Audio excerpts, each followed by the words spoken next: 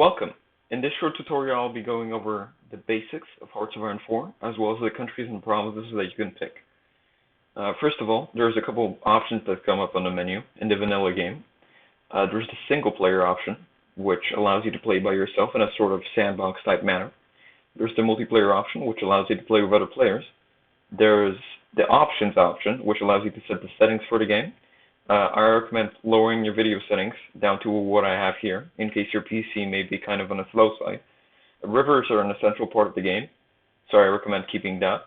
And cities and 3D units are optional, but they also do serve some. If your PC is powerful, click the high quality picture shaders. Right now I don't have it on because I'm recording, but it adds a lot to the content. So, once you pick the single player option, you can click either the tutorial, where you learn how to actually play the game. You can load up an existing save. Saves are also saved in .HOI4 format, so you may want to download them or get them from a friend, and they will still work on the your copy of the game, provided that you have the same version of it with DLCs and mods and all.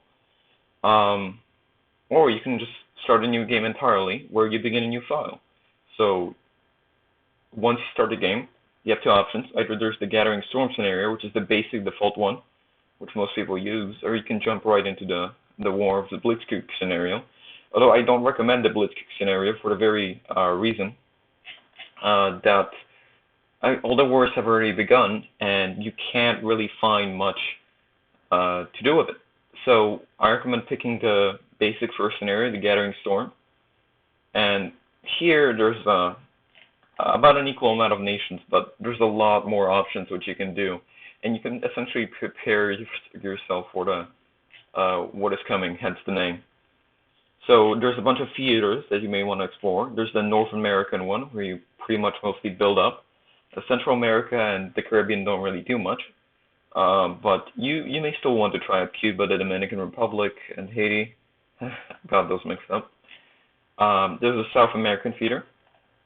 This is very easy for new players because there's already a bunch of nations with different ideologies, and you may want to explore what you can do with the political system.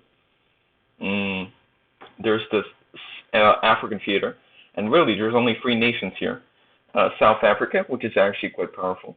Ethiopia, you instantly have to fight against Italy in the Italo-Ethiopian War, which happened around this time. So there's a very bad scheme to playing Ethiopia, since you are very, very likely to lose before the year even ends. And then there's Liberia. And Liberia is a tiny nation with what I believe is one civilian factory and only a couple units of infrastructure. So in the layman's terms, it is not very powerful at all.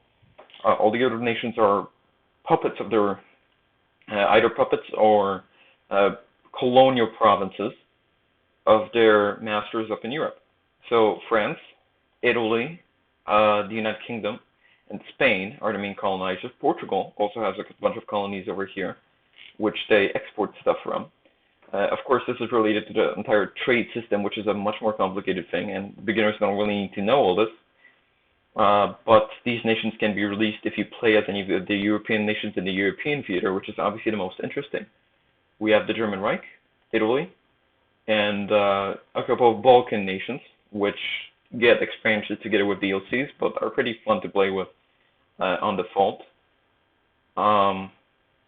There's Poland, which is available in the free together. I believe it's United and Ready DLC, which you can get if you buy the expanded copy of the game.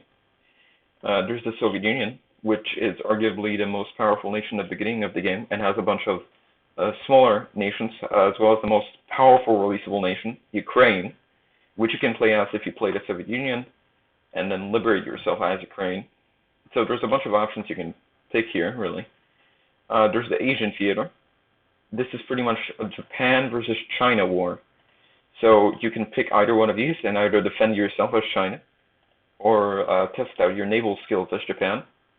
Of course, you can't really access much of the world playing as these nations, so that's the only minus here. And there's a lot of Chinas here. It is not only the big one, as they have split during the Qing Revolution. The Qing China is actually a puppet of Japan at the beginning of the game. And you may recognize this guy from being the leader of China during World War One. So, yeah, that's pretty interesting.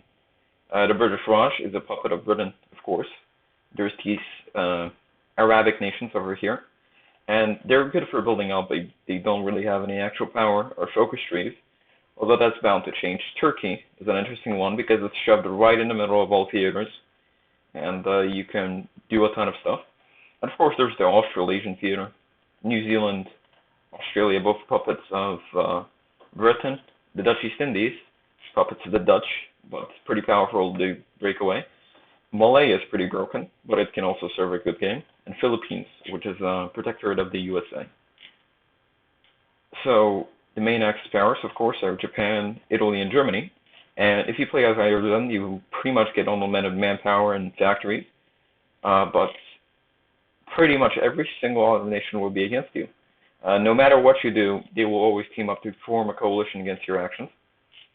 So I do not recommend playing those if you're new, although I heard Germany is pretty good for learning how the mechanics work.